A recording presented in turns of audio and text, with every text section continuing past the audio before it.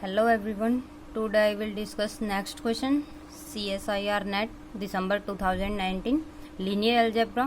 Question numbering आपके 76 है. Question क्या है आपका? Let X be a finite dimension inner product space over C. Let T from X to X be a linear transformation. Then which of the following statement are true? Given क्या है? First option है आपका T is unitary. This implies T is self adjoint. Second है आपका T is self adjoint implies T is normal. Third है T is unitary implies T is normal. Fourth है T is normal implies T is unitary. जो question है आपका वो finite dimension inner product space के ऊपर डिफाइंड है x. अब टी है जो वो लीनियर ट्रांसफॉर्मेशन डिफाइंड की गई है इस फाइनाइट डायमेंशन से इस एक्स के ऊपर लीनियर ट्रांसफॉर्मेशन डिफाइंड है. अब क्वेश्चन में पूछा है कि कौन सी स्टेटमेंट आपकी ट्रू है.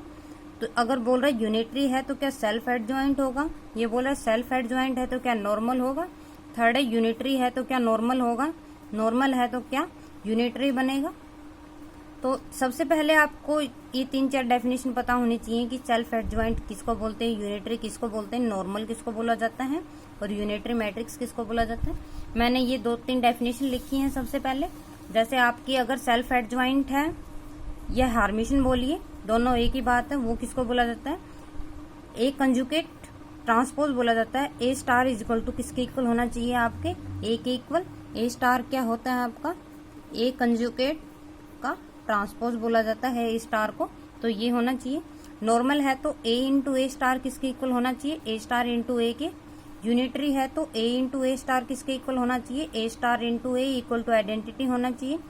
अब ये एक रिजल्ट होता है, आप इसको याद ही कर लीजिए. अगर आपको ज्यादा अगर याद है तो आसानी होगी एग्जाम्पल लेने में, वरना आप अपने तरीके से 2-3 एग्जाम्पल लेके भी देख सकते हो. बट ये अगर आप याद करते हो तो एग्जाम्पल लेने में आसानी हो जाती है. जैसे अगर नॉर्मल मैट्रिक्स के लिए एग्जाम्पल लेना है तो आप यहाँ से ले सकते हैं. If A is a real skew symmetric matrix, अगर कोई भी रियल स्क्यू सिमेट्रिक मैट्रिक्स है तो वो कैसी होती है, नॉर्मल होती है. तो नॉर्मल के लिए अगर आप नॉर्मल मैट्रिक्स के लिए जब भी आप एग्जांपल लो तो एक रियल स्क्यू सिमेट्रिक मैट्रिक्स का एग्जांपल ले लीजिए. आप आसानी से सोल्व कर सकते हो उसको. वरना मैट्रिक्स बहुत सारी होती हैं तो वहां से पहले उसको आपको ये प्रॉपर्टी चेक करनी पड़ेगी, तब आपको पता चलेगा कि वो नॉर्मल है या नहीं है. अगर आप ये यूज कर लेते हो तो आपको चेक करने की जरूरत नहीं है. कोई भी अगर रियल स्क्यू सिमेट्रिक मैट्रिक्स है तो वो क्या होती है, नॉर्मल होती है. अब आप फर्स्ट ऑप्शन चेक करिए. पहले फर्स्ट ऑप्शन बोल रहे हैं अगर टी आपकी यूनिटरी मैट्रिक्स है तो क्या वो सेल्फ एडजॉइंट होगी. तो मैंने क्या किया, मैंने एक मैट्रिक्स लिख ली, ए लिख दिया. ए है आपकी आयोटा 0 0 माइनस आयोटा. अब इसका कंजुगेट कर दिया तो आयोटा माइनस आयोटा से रिप्लेस कर दीजिए. माइनस आयोटा 0 0 और आयोटा हो जाएगा. अब इसका ट्रांसपोज कर दीजिए, माइनस आयोटा सेम रह जाएगा. ये आपका क्या बन जाएगा, ए स्टार बन जाएगा. अब आपको फर्स्ट ऑप्शन में यूनिटरी लेके चलना है तो आप ये देखिए पहले यूनिटरी वाली सारी कैलकुलेशन कर लीजिए. आप क्या कैलकुलेट करो, ए इंटू ए स्टार कैलकुलेट कर लीजिए. इस मैट्रिक्स की इसके साथ मल्टीप्लाई कर दीजिए. मैट्रिक्स मल्टीप्लीकेशन आसान होती है. जैसे फर्स्ट रो की फर्स्ट कॉलम के साथ कर दीजिए, फर्स्ट रो की सेकंड कॉलम के साथ, सेकंड रो की फर्स्ट कॉलम के साथ, सेकंड रो की सेकंड कॉलम के साथ. तो ये मैट्रिक्स मल्टीप्लीकेशन हो जाएगी. ये हो जाएगी 1 0 0 1. ऐसे ही ए स्टार इंटू ए कैलकुलेट कर लीजिए. ये भी क्या बन जाएगा 1 0 0 1 हो जाएगा. दोनों आपकी इक्वल हैं और दोनों किसके इक्वल हैं, आइडेंटिटी के. दैट मीन्स ये कैसी मैट्रिक्स हो जाएगी, जो आपने ए अभी ली थी वो आपकी यूनिटरी मैट्रिक्स हो जाएगी. अगर ये आपकी यूनिटरी मैट्रिक्स होगी, यूनिटरी मैट्रिक्स है, बट क्या आपका जो ए स्टार है अभी जो कैलकुलेट किया था, क्या आपका ए और जो ए स्टार है क्या ये दोनों इक्वल आए, नहीं आए. दैट मीन्स यूनिटरी मैट्रिक्स ली मैंने बट वो सेल्फ एडजॉइंट नहीं है, क्योंकि उसका ए और ए स्टार आपके क्या नहीं है, इक्वल नहीं है. तो आपका फर्स्ट ऑप्शन नहीं हो सकता. सेकंड ऑप्शन देखिए, सेकंड ऑप्शन है ए सेल्फ एडजॉइंट. हम ए को सेल्फ एडजॉइंट लेके चलेंगे और ये प्रूव करना है क्या वो नॉर्मल होगी. ये देखिए अगर आपकी क्या है सेल्फ एडजॉइंट है दैट मीन्स टी स्टार है जो वो टी के इक्वल होगा, या फिर ए में बोलो या टी में बोलो, आपको कोई फर्क नहीं पड़ता. ये मैं ए भी ले सकती हूँ टी भी ले सकती हूँ, बट आप क्वेश्चन में टी है तो आप टी लेके चलिए.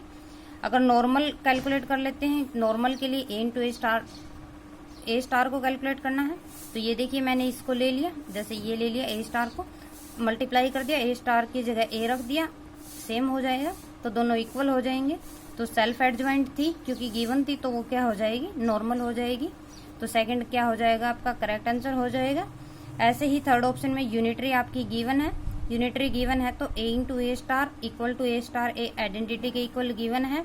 आप इसको रिमूव कर लीजिए, इसको मत देखिए, तो दोनों इक्वल तो हैं ही। तो ये देख लीजिए, ये है तो ये किसकी कंडीशन होती है, आपकी नॉर्मल की। तो यूनिटरी है तो नॉर्मल हो जाएगा, तो आपका थर्ड भी क्या हो जाएगा, राइट आंसर हो जाएगा। ऐसे ही फोर्थ चेक करें, फोर्थ क्या बोला हुआ है, नॉर्मल आपकी मैट्रिक्स गिवन है, ये देखिए नॉर्मल गिवन है, आपको चेक करना है क्या वो यूनिटरी होगी या नहीं होगी। अब मैंने नॉर्मल के लिए आपको बताया था कि कोई भी जो रियल स्क्यू सिमेट्रिक मैट्रिक्स होती है वो क्या होती है, नॉर्मल होती है। तो जो नॉर्मल के लिए मैं जो एग्जांपल लूंगी मैट्रिक्स का, वो एक रियल स्क्यू सिमेट्रिक मैट्रिक्स लूंगी। ये देखिए मैंने एक रियल स्क्यू सिमेट्रिक मैट्रिक्स ले ली, 0 -2 2 और 0, ये रियल स्क्यू सिमेट्रिक मैट्रिक्स है। और ये क्या है, आपकी नॉर्मल है। ये देखिए मैंने कैलकुलेट भी कर दिया इसको, ये ए स्टार कैलकुलेट कर दिया, वो क्या होगा 0 2 -2 और 0 होगा।